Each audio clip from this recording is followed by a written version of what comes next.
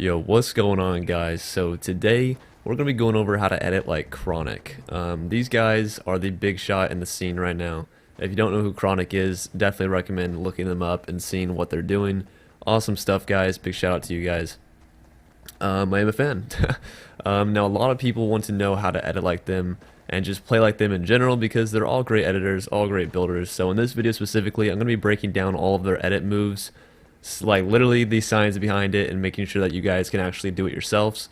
And making it as easy as possible. So in this order, we're going to be going over trap edits, then we'll do tunnel editing, which tunnel editing, there's a lot of concepts that go into that, and so just definitely want to stick around for that one.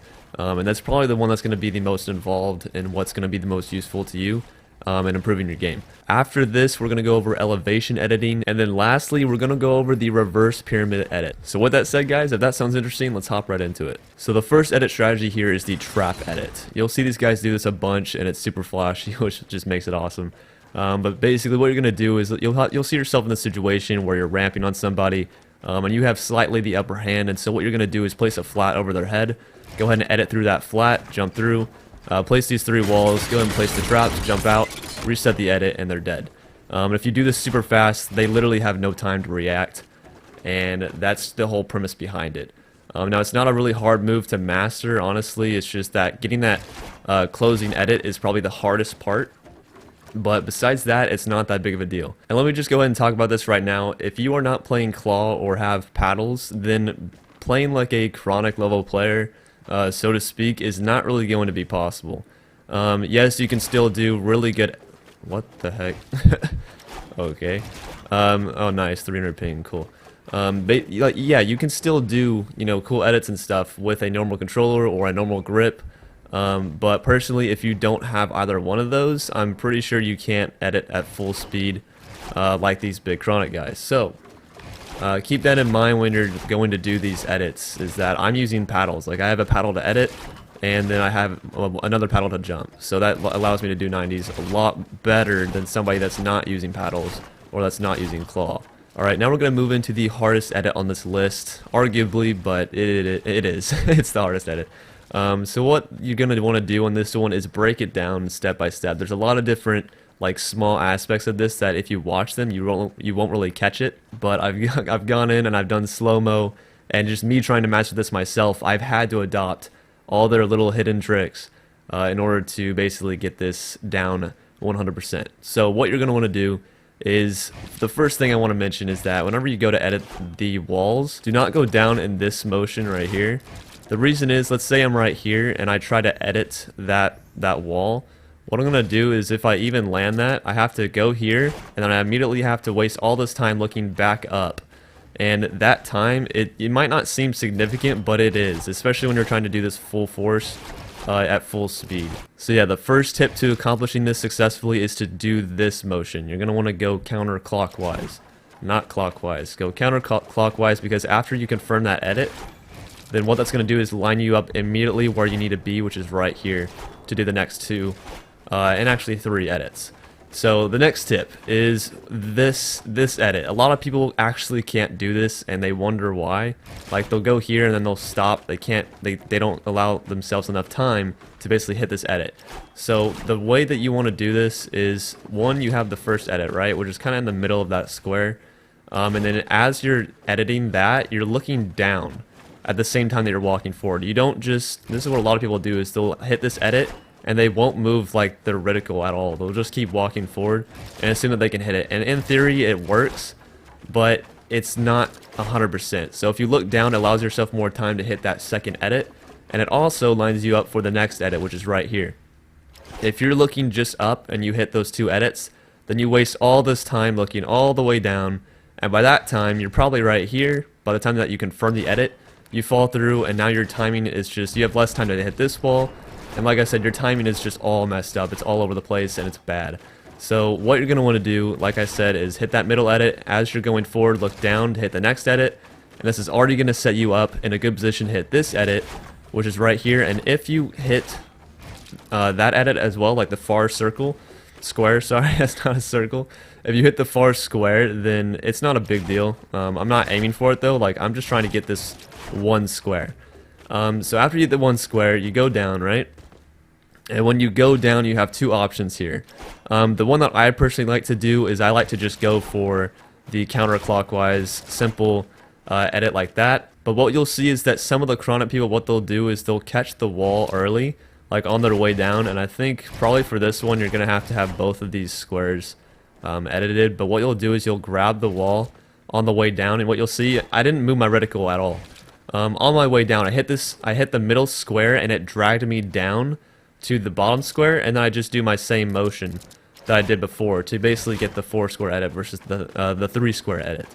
So that's just another thing to keep in mind. I personally don't like doing it this way, just because you might accidentally, if you don't have this second edit, then you might grab onto the flat instead of the wall, and that's bad, of course. So in my opinion, it's easier just to do the one edit, go down, look up, and just do it that way. But once again, if you do want to do it the other way, the motion is the same. You're still doing that simple counterclockwise, basically just right left. That's pretty much all you're doing. All you're doing is grabbing onto that middle square, and then as you fall, it drags you down to the bottom square, and then you can just go up, right, just like that. The final tip I have for you guys to master this one, because this one took me a long time. I'm talking days. Alright, this is not an easy edit by any means. The final tip I have for you guys is to really think about your edits, right? You really need to be thinking in your mind, like, okay, right now I'm running forward and I'm looking down because I'm getting ready for this next edit. And yeah, you just need to be consciously thinking about every single edit. Otherwise, you're going to miss it. Like, it's just going to happen. If you just start trying to free edit, you're probably going to mess it up 9 times out of 10. So that's my final tip, is just to consciously think about what position you are, you know, inside of the tunnel edit, and just make sure you know where you are so that you can actually perform the edit properly. And a general tip that applies really well to the tunnel edit is to basically break this thing up in parts. So let's say that you're getting stuck at like this section, then just make a quick little station where it's literally just that, and just practice going through both of these. And then once you can successfully do this one, then go ahead and look down and add, you know, the next piece, and just take it piece by piece. Basically, that's all you got to do. This is also really good practice for like your reset edit, just because it forces you to kind of look around while you do that. Now our next edit is elevation editing. This one's really fun in my opinion. What you're gonna want to do is basically set it up like this, and it's really simple to do, honestly, when you get the hang of it. If you're not being able to perform this edit like naturally, then what I'd recommend is go ahead and start with it already edited, and then just practice on just the reset. And this just allows you, it's the same premise as I was saying before over here. It's just take it piece by piece. You don't have to be like a master at these edits right off the bat. Like, there's no shame in just breaking it up in parts. The one thing to keep in mind about this edit is that the jump is probably the most important. You can do the edit itself like in multiple different ways. So you could go from the front square, so like this, you can go the front square to the back square, and then make the jump, then reset. Or you can do back square to front square, which a lot of the Chrono people do. I personally don't like doing it this way, but it's another way you can do it. You can also just go with editing one square. This one's a bit harder just because you do have to time that jump extremely well so that you don't fall through. So yeah, just keep that in mind. To me, the simplest way is to do the front to back, but it's really just preference. Alright, and our last edit here is going to be the reverse pyramid edit. What you're going to want to do is just set yourself up in this little tunnel.